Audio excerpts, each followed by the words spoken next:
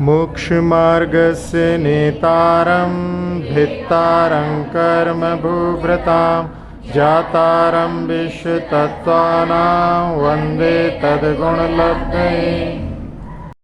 तत्वार्थ सूत्र जिसका आप लोग अध्ययन कर रहे हैं, ये सभी जैनों के लिए बड़ा मान्य ग्रंथ है। दिगंबर संप्रदाय में इस पर 16 टीकाएं उपलब्ध हैं, जिसमें पहली टीका गंधहस्ती महाभाष्य जो उपलब्ध नहीं है, आचार्य समंत भद्र स्वामी द्वारा रची गई थी। फिर दूसरी टीका सर्वार्थ सिद्धि है, जो आचार्य पूजपाद स्वामी के द्वारा रचित है।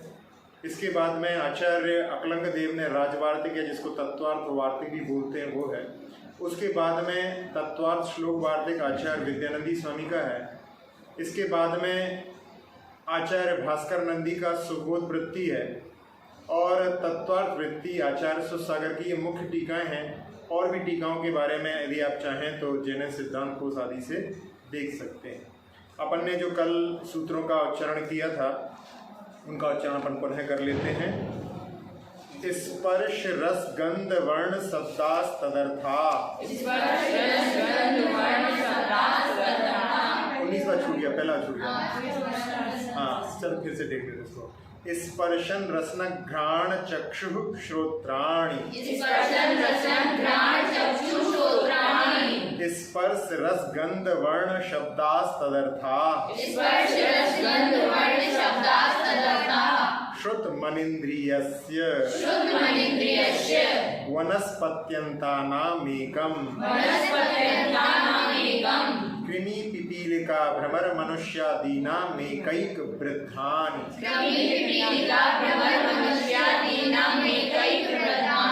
संजनः समनस्काः विग्रह गतौ कर्मयोगः अनुश्रेणी गतिः अविग्रहा जीवस्य विग्रहवती च संसारिणः प्राक् चतुर्भ्यः एक समया विग्रहा एकं द्वौ त्रीन्वा नाहारकः। इस प्रकार से अपन 30 सूत्रों तक पहुंच चुके थे। अब अपन 31वें सूत्र से प्रारंभ करते हैं, जिसमें जो जीव मर करके विग्रह गति से जा रहा है, इसके बारे में आप लोग समझ गए होंगे कि कितने कम समय में जीव वहाँ पहुँच जाता है। यहाँ पर अपने को पता भी नहीं पड़ रहा है कोई व्यक्ति खत्म हो गया है, और वहाँ पर जाकर के उसका जन्म का जो है प्रोसेस प्रारंभ हो जाता है। इसलिए जो जीव यहाँ से जाता है, जहाँ जाता है वहीं पर रम जाता है। इसलिए जब किसी का विरह होता है तो उस समय में ठीक है, संयोग था, संयोग वियोग में बदल गया, लेकिन उसके लिए सतत दुखी बने रहना, आर्त ध्यान करना अपने लिए कहीं से कहीं तक योग्य नहीं है। अपन 6ठे अध्याय में देखेंगे कि आर्त ध्यान के माध्यम से वहाँ पर असाता वेदनी कर्म का आश्रय होता है। इसलिए वो तो चला गया, और वो वहाँ पर जाकर के कहा भी है इष्टोपदेश में कि यो यत्र निरसन्नास्ते सा तत्र कुरुते रते। जो जहाँ रहता है वहीं पर रति करने लगता है, वो वहाँ पर रम जाता है। अपन उसके लिए यदि याद करके दुखी होते हैं तो अपना ही अहित करते हैं। इसलिए अपने को अपने अहित से बचना चाहिए।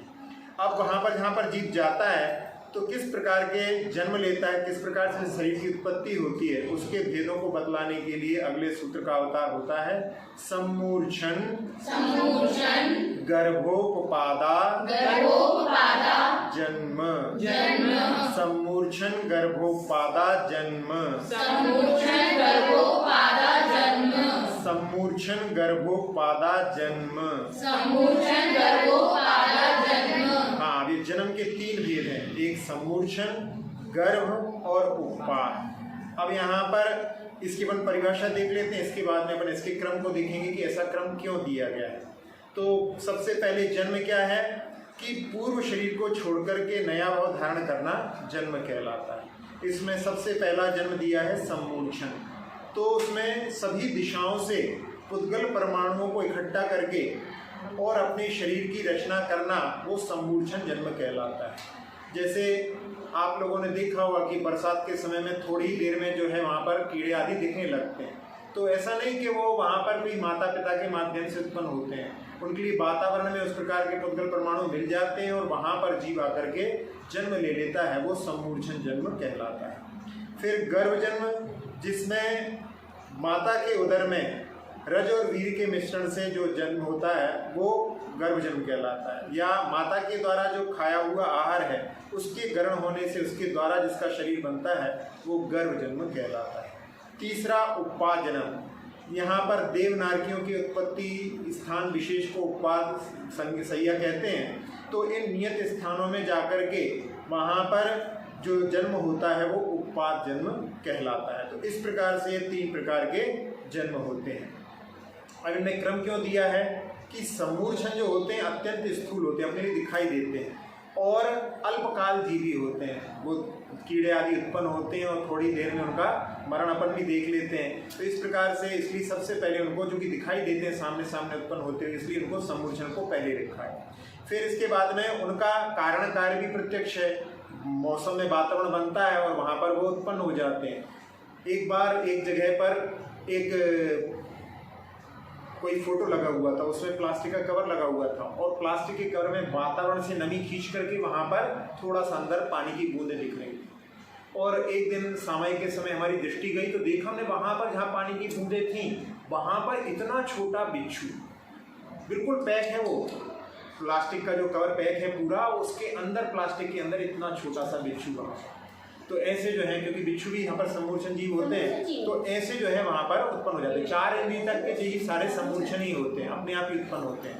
तो इस प्रकार से वातावरण में वो उनका निर्माण हो जाता है। तो इन्हें कारण कार्य प्रत्यक्ष है, उनको वातावरण मिला और उन्होंने वहीं से वर्गणाओं को ग्रहण किया और उसके माध्यम से उनका शरीर का निर्माण हो जाता है। फिर गर्भ जन्म वाले जो जीव रहते हैं वो अधिक काल में परिपूर्ण होता है। अपन सब लोग जानते हैं 9 महीने आदि गाय आदि के जो समय अलग अलग रहते हैं, इस प्रकार से अधिक काल में परिपूर्ण होता है। और सबसे आखिरी में उत्पाद जन्म को इसलिए है क्योंकि अति दीर्घजीवी होते हैं, इसलिए उनको सबसे आखिरी में ग्रहण किया। कम से कम 10,000 वर्ष उनकी आयु होती है और 33 सागर तो उत्कृष्ट आयु होती है। तो इस प्रकार से ये 3 प्रकार के जन्म है, जिसमें सम्मूर्छन जन्म के लिए बताया कि वातावरण से जिनको पुद्गल वर्गणाओं को ग्रहण करते हैं, जैसे चुंबक रहती है आसपास के जो लोहे के टुकड़ों को जैसे वो खींच लेती है, इसी प्रकार से जीव वहाँ पर उन वर्गणाओं को, पुद्गल वर्गणाओं को बाहर से ग्रहण करके और अपने शरीर का निर्माण कर लेता है। अब जैसे भोजन करते हैं और भोजन में कई लोगों के यहाँ पर वो जो है पेट में कृमि उत्पन्न हो जाती हैं, तो वहाँ पर कोई ऐसा नहीं कि उनके माता पिता थे उनसे उत्पन्न हो गई, किसी ने कभी किसी की कृमि नहीं, लेकिन अचानक उत्पन्न हो जाती हैं, तो वो इसी प्रकार से उनका बनना होता है। इसमें कुछ जो जीव सम्मूर्छन ऐसे भी होते हैं जो पर्याप्तक होते हैं और बहुत सारे जीव ऐसे होते हैं जो पर्याप्तक नहीं होते। तो उसमें जो पर्याप्तक होते हैं उनमें वहाँ पर वो जैसे तिरंच होते हैं पर्याप्तक में, तो वो 5वें गुणस्थान वर्ती भी हो सकते हैं, ये भी अपन इसके साथ में देख सकते हैं। अब जहाँ पर जीव जन्म लेता है तो उन जहाँ उसका शरीर का निर्माण होता है वो योनियाँ कितने प्रकार की होती हैं उसको बतलाने के लिए अगले सूत्र का अवतार होता है। सचित शीत समृता सेतरा मिश्राश्चैकशश तद योनियः। सचित शीत समृता सेतरा मिश्राश्चैकशश तद योनियः। अब पूरा उच्चारण करते हैं। सचित शीत समृता सेतरा मिश्राश्चैकशश तद योनियः।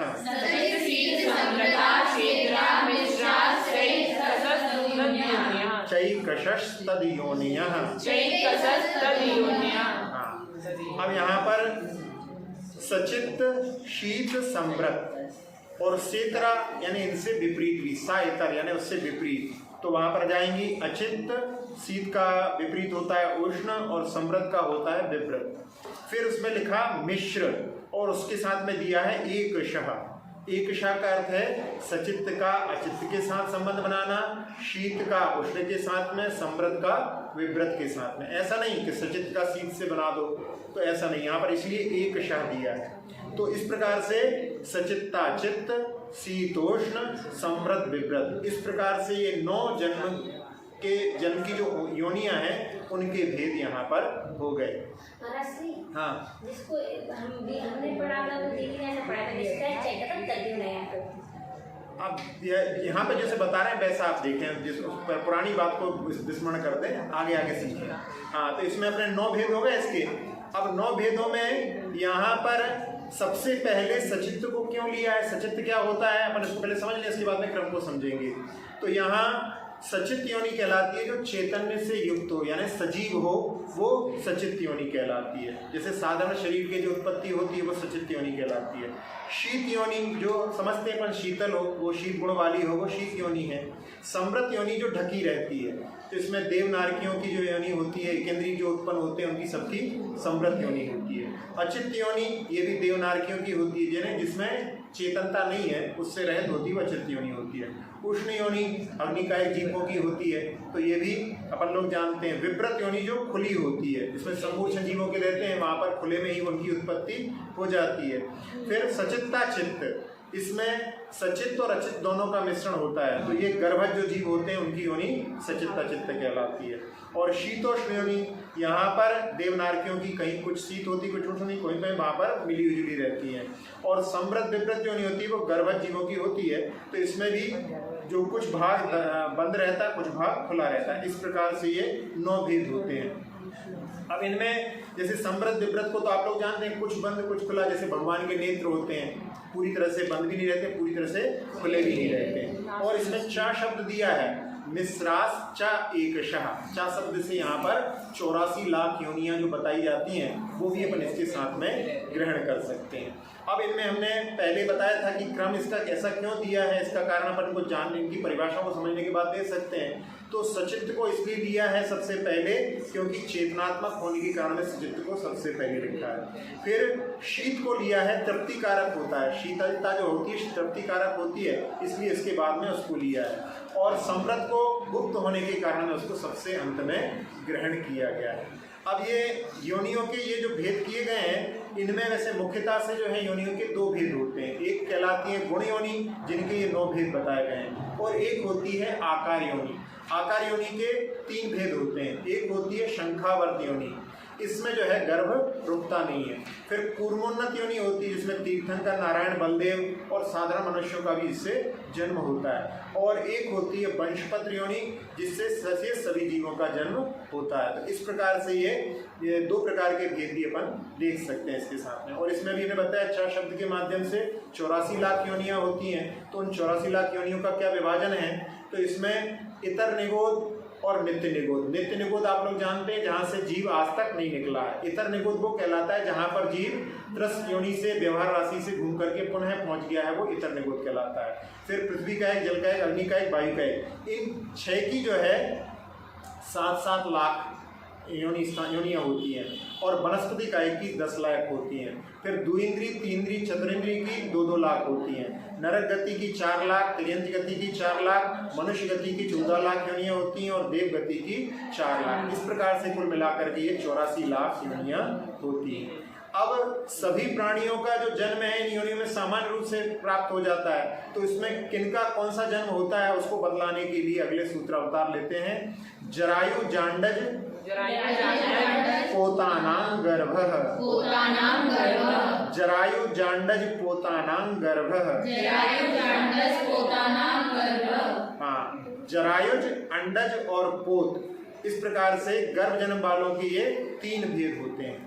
तो जरायु कौन कहलाते हैं कि जहां पर जिनके ऊपर एक जाल के समान मांस और रक्त का एक आवरण होता है, इसे जरायु कहते हैं। तो जरायु से जो पैदा होते हैं वो जरायुज कहलाते हैं। तो गर्भज मनुष्य और गर्भज जो त्रियंश होते हैं वो इसी से जन्म लेते हैं। फिर अंडज, उनके ऊपर एक कठिन आवरण होता है, वो रज और वीर से बना हुआ रहता है, श्वेत वर्ण का गोलाकार, जिसको अंडा कहते हैं। उससे उत्पन्न होने के कारण में वो अंडज कहलाते हैं। इसमें कबूतर, चिड़िया आदि उत्पन्न होते हैं। फिर पोत, पोत कोई आवरण नहीं होता है, इसलिए इसमें पोतज नहीं कहा जाता, इसको पोत कहा जाता है। कई बार लोग जो है व्याख्या करते समय या पढ़ते समय में जरायुज, अंडज, पोतज बोल देते हैं, लेकिन पोतज, पोत से कोई उत्पन्न हो तो पोतज कहलाए, पोत कुछ चीज है ही नहीं है। इसलिए यहाँ पर जहाँ गर्भ से निकलते ही वो चलने फिरने लगते हैं, दौड़ने लगते हैं। तो इस प्रकार से इनके ऊपर कोई आवरण नहीं होता, वो पोत कहलाते हैं। इसमें हिरण का उदाहरण दिया जाता है, वैसे शेर आदि भी बोले जाते हैं। इनके ऊपर आवरण तो नहीं होता, लेकिन इन सब की जो मांसाहारी रहते हैं पशु, इनकी आंखें बंद रहती हैं, तो उस समय में उनका जो है चलना फिरना दौड़ना संभव नहीं होता है, लेकिन फिर भी उनके ऊपर आवरण नहीं होता, उस अपेक्षा से उनको अपन पोत कह सकते हैं। अब इनमें सबसे पहले जरायुज को क्यों रखा? क्योंकि जरायुज में ही विद्या का अध्ययन, भाषा, व्यवहार आदि होता है। इसी में चक्रवर्ती, बलदेव आदि महापुरुषों का जन्म होता है और इसी से जन्म लेने वाले जो जीव हैं वो मोक्ष को प्राप्त करते हैं, इसलिए जरायुज को सबसे पहले रखा। अब अंडज और पोते में अपन देखें, उनमें क्यों क्रम रखा? तो अंड में से कुछ ऐसे पक्षी हैं जिनमें अंड को पहले रखा है, क्योंकि वहां पर तोता, मैना, शुक आदि ऐसे होते हैं जो अक्षर उच्चारण में कुशल होते हैं। इसके बारे में मैंने पहले भी बताया था आपके लिए। और पोत को सबसे आखिरी में फिर वहां पर रख दिया, क्योंकि अब कोई बचा ही नहीं, तो आखिरी में उनके लिए वहां पर रखा गया। और जरायुज से ही तीर्थंकर भगवान भी जन्म लेते हैं, तो वहां पर उनको सबसे पहले रखा गया। अब उपपाद जन्म के स्वामी कौन है, उसको बतलाने के लिए अगला सूत्र अवतार लेता है। देवनारकाणाम मुखपादः, देवनारकाणाम मुखपादः। हाँ, देव और नारकियों का उपपाद जन्म होता है। इसमें पहले भी बताया था, कहीं भी एक बार आया था, तो देव नारकाणाम, उसमें जब वहाँ पर अवधि ज्ञान के बारे में बताया था, तो उसमें देव जो है उनमें कम शब्द हैं और साथ साथ कम अक्षर हैं, और साथ साथ में देव पूज्य है नारकियों के अपेक्षा, इसलिए पहले उसको रखा है। इसमें यानी भवनवासी, व्यंतर, ज्योतिष देव, लोकांतिक देव, सर्वार्थ सिद्धि के देव, भूत पिशाच आदि जो व्यंतर देव हैं, सूर्य चंद्रमा आदि, ये सभी जो हैं और उनकी सारी देवांगनाएं और नरक जो होते हैं साथ, उनमें जो जीव नारकी रहते हैं, वो सभी का उपपाद जन्म ही होता है। इसको बदलाने के लिए ये सूत्र आया था। अब जो शेष रह गए हैं उनके लिए उनका कौन सा जन्म होता है, तो उसका ज्ञान कराने के लिए शेषाणाम सम्मूर्छनम, शेषाणाम सम्मूर्छनम। हाँ, शेष जीवों का, यानी जो जरायुज, अंडज और पोत वाले हो गए और उपपाद जन्म वाले हो गए, इनको छोड़ करके सारे जीवों का जन्म जो है सम्मूर्छन होता है। अब इसमें अपन ने देख लिया है कि पंचेंद्रियों का, त्रियंचों का और मनुष्यों का छोड़ करके, नारकीय देवों का छोड़ करके, एक इंद्रिय से 4 इंद्रिय के जीव नियम से सम्मूर्छन ही होते हैं। इसलिए अपनी धारणा ऐसी बनाना चाहिए कि जो देखने में कई बार आप लोगों के लिए प्रश्न उठ सकता है कि अपन चींटी को देख रहे हैं, वो अंडे ले जाती हुई दिख रही है, उन अंडों का वहाँ पर वातावरण से ही निर्माण होता है, इस प्रकार से वो सम्मूर्छन ही है, ऐसी अपने लिए धारणा बनाना चाहिए। अब इसके बाद में जन्म योनियों के बाद में आधारभूत शरीर कितने हैं, उसको बतलाने के लिए अगला सूत्र अवतार लेता है।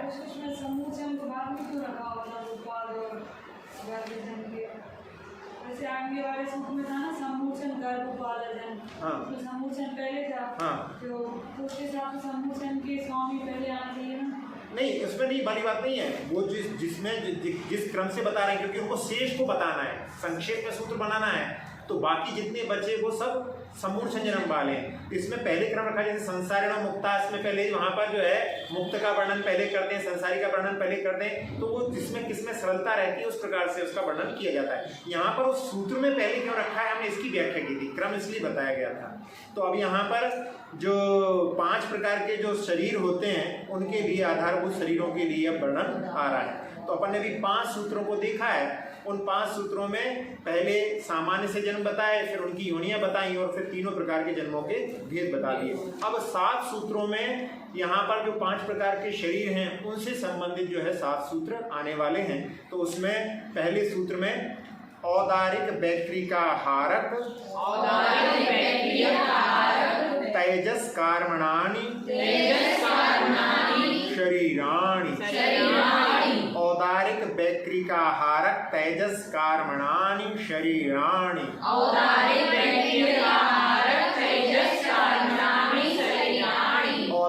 वैक्रिका हारक तेजस कर्मणानि शरीराणि।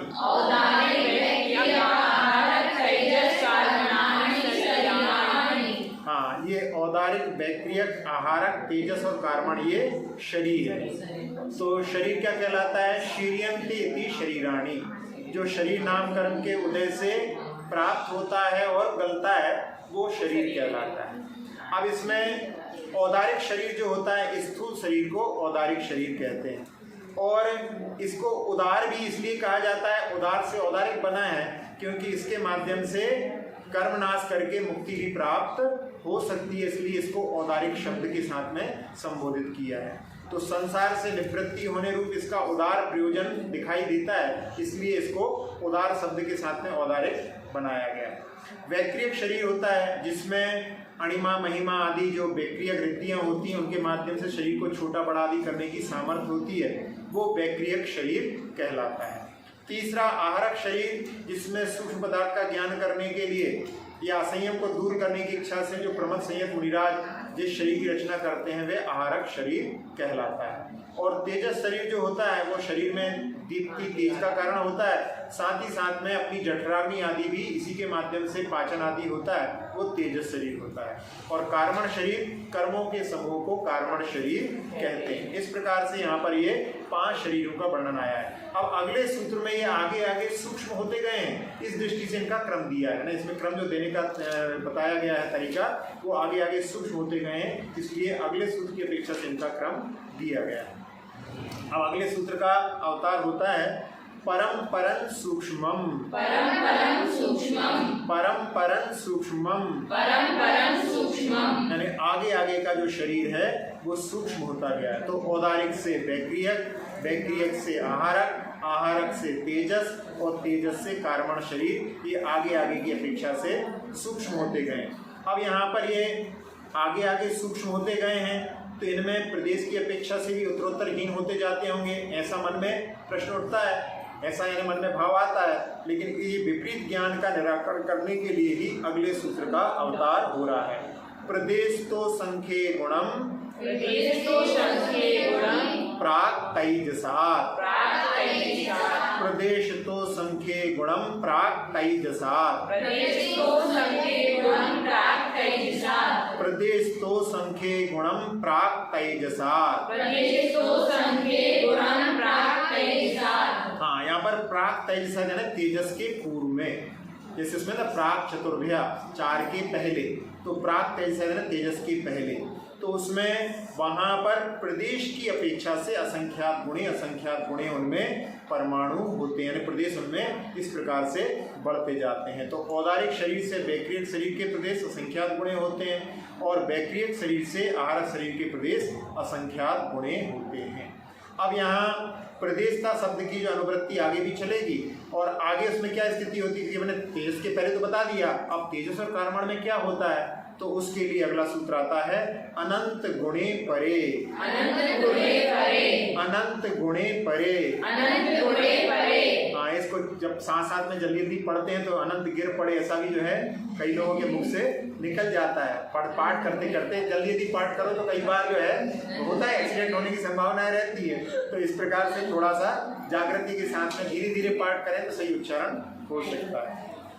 अब वहाँ जो बचे हुए हैं तो उसमें तेजस के पहले तक ले लिया था, यानी वैक्रियक शरीर के बाद में आहारक शरीर में असंख्यात गुणे थे, लेकिन आहारक शरीर से तेजस शरीर में अनंत गुणे और उससे भी तेजस शरीर से जो है कार्बन शरीर में अनंत गुणे परमाणु या प्रदेश होते हैं। अब इस प्रकार से देखा जाए तो ऐसा लगेगा कि इसमें प्रदेश इतने बढ़ते जा रहे हैं तो फिर वो शरीर जो है बहुत बड़ा बड़ा होगा, लेकिन ऐसा नहीं, वहाँ पर सूक्ष्म परिणमन के कारण में ऐसी स्थिति होती है क्योंकि वो दिखाई नहीं दे रहा है, छोटे से ही जगह पर वो ज़्यादा प्रदेश वहाँ पर एकत्रित हो जाते हैं। इस प्रकार से यहाँ पर यदि देखें तो यहाँ पर जैसे आप लोग उदाहरण में जानते हैं कि लड्डू कई प्रकार के होते हैं, उसमें एक लड्डू जो आप मक्की की लाई का बनाओ तो बहुत बड़ा दिखाई देगा लेकिन उसमें जो परमाणु कम रहेंगे। फिर दूसरा आप जो ज्वार की लाई का बनाओ तो वो आकार यदि बराबर रख रहे हो आप तो उसमें ज़्यादा परमाणु रहेंगे और आकार उसका छोटा दिखाई देगा।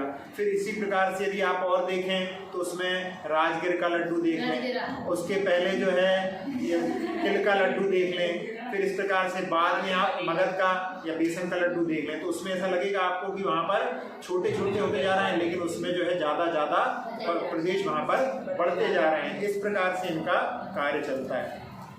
जो पंडित रतन लाल जी हैं इंदौर वाले, वो इसमें इस प्रकार से ही तुलना करते हैं, वो भी आप लोग जरा देख सकते हैं कि औदारिक शरीर जो सबसे बड़ा होता है वो 1000 योजन वाला महामत्स्य होता है, तो उसमें 1000 योजन वो लंबा होता है और 500 योजन चौड़ा और 250 योजन वहाँ पर उसकी मोटाई होती है।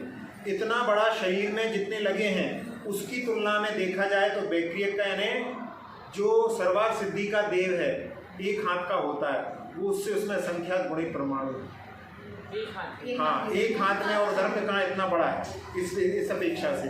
फिर इसके बाद में जो 500 धनुष का जो नारकी है उसकी अपेक्षा से आहारक शरीर एक हाथ का होता है, उसमें असंख्यात गुणे परमाणु है। फिर यहाँ पर आहारक शरीर से यदि अपन निगूदिया जीव जो होता है जो दिखाई भी नहीं देता है, उसमें वहाँ पर अनंत गुणे परमाणु वहाँ पर तेजस शरीर में है, और उसी के तेजस के जो हैं उसकी अपेक्षा से कार्बन के वहाँ पर अनंत गुणे प्रदेश वहाँ पर है। इस प्रकार से ये अलौकिक जो है गणित है, अलौकिक विज्ञान है, जो कि केवल ज्ञानी के द्वारा देखा गया है, उसको अपने को यहाँ पर इस प्रकार से समझ करके स्वीकार करना चाहिए। अब इन शरीरों में क्या विशेषता है तो उसके लिए बतला रहे हैं अगला सूत्र, अप्रतिघाते। हाँ, जो आखिरी के जो 2 शरीर थे, क्योंकि यहाँ अप्रतिघाते में क्या है, द्विवचन है, तो आखिरी के जो 2 शरीर थे, क्योंकि अनंत गुणे परिवार चल रहा था, तो आखिरी के 2 शरीर में अनंत गुणे थे, तो यहाँ पर आखिरी के 2 शरीरों की विशेषता बता रहे हैं कि ये प्रतिघात से रहित हैं, यानी तेजस और कार्बन शरीर किसी से व्याघात को प्राप्त नहीं होते। व्याघात क्या कहलाता है, जैसे आप जा रहे हैं, दरवाजा लगा हुआ है तो आप उससे टकरा जाएंगे, लेकिन ये किसी से भी रुकते नहीं है, छिन्न भिन्न नहीं होते, चाहे वो खंबा हो, पर्वत हो, दीवार हो, इनसे किसी से नहीं रुकते हैं। इसीलिए जब मरण होता है तो लोग प्रयोग करने वाले प्रयोग करते हैं, किसी ने ग्लास के एनक्लोजर में इसको रखा और उसके बाद में मरण समय में देखा तो वहाँ पर वो जीव वहाँ से निकल गया, पता नहीं पड़ा, क्योंकि उसको निकलने के लिए किसी से व्याघात की आवश्यकता नहीं पड़ती है। तो इस प्रकार से वो जो 2 शरीर होते हैं वो व्याघात से रहित होते हैं। वैसे जो बैक्टीरिया और आहारक शरीर के लिए भी व्याघात से रहित बोला है, लेकिन वो सर्वत्र व्याघात से रहित नहीं होते हैं, अप्रतिघाती नहीं होते हैं, उनकी भी कोई सीमा है। इसलिए यहाँ पर बताया गया है कि ये 2 शरीर ही अप्रतिघाती हैं, जिनका किसी से व्याघात नहीं होता। जैसे आप लोग जानते हैं कि लोहे का कोई गोला है और उसमें अग्नि का यदि अपन वहाँ पर संपर्क कराएं तो अग्नि उसके अंदर तक प्रवेश कर जाती है, अग्नि के लिए कोई व्याघात नहीं होता है। तो इसी प्रकार से ये 2 शरीर ऐसे हैं जिनके लिए किसी के द्वारा वज्र कपाट के माध्यम से भी व्याघात नहीं होता। अब इन जो 2 शरीरों का इनका और क्या विशेषता है तो अगला सूत्र कह रहा है अनादि संबंधे च।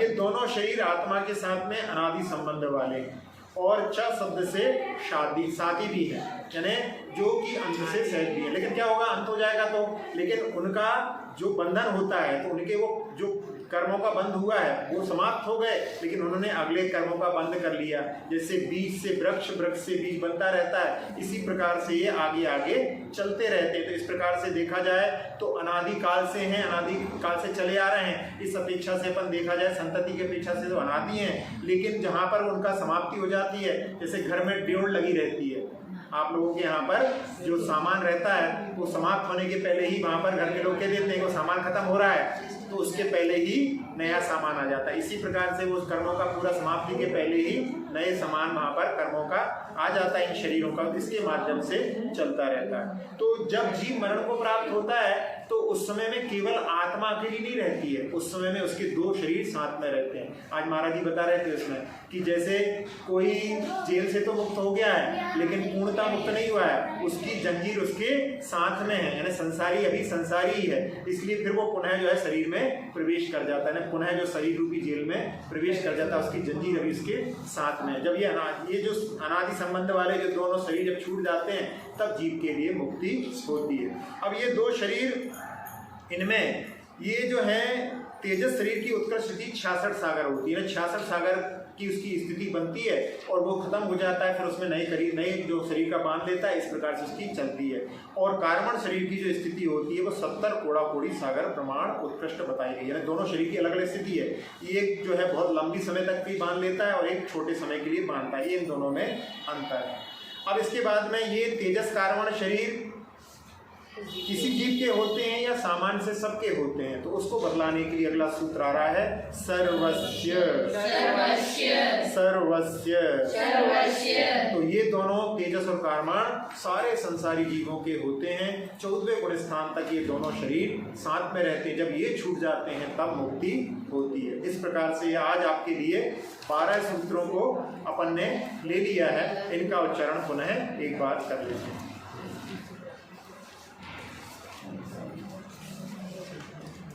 सम्मूर्छन गर्भोपादा जन्म, सम्मूर्छन गर्भोपादा जन्म, सचित्त शीत संवृताः सेत्रा मिश्राश्चैकशश तद्योनयः, सचित् शीत संवृताः सेत्रा मिश्राश्चैकशश तद्योनयः, जरायु जांडज पोतानां गर्भः, जरायु जांडस पोतानां गर्भः, देवनारकाणामुपपादः, देवनारकाणामुपपादः, शेषाणां सम्मूर्छनम्, शेषाणां सम्मूर्छनम्, औदारिक बैक्ट्रिकाहारक तेजस कार्बणानि शरीराणि, औदारिक बैक्टीरियाकारक तेजस कार्बणानि शरीराणि। इसमें बैक्ट्री का कई लोगों का बैक्ट्री का आहारक भी निकल, आ भी मुंह से निकल जाता है, तो बैक्ट्री का हारक निकालना चाहिए, तो उससे समझिए परम परम सूक्ष्मम, परम परम सूक्ष्मम, प्रदेश तो संख्ये गुणम प्राक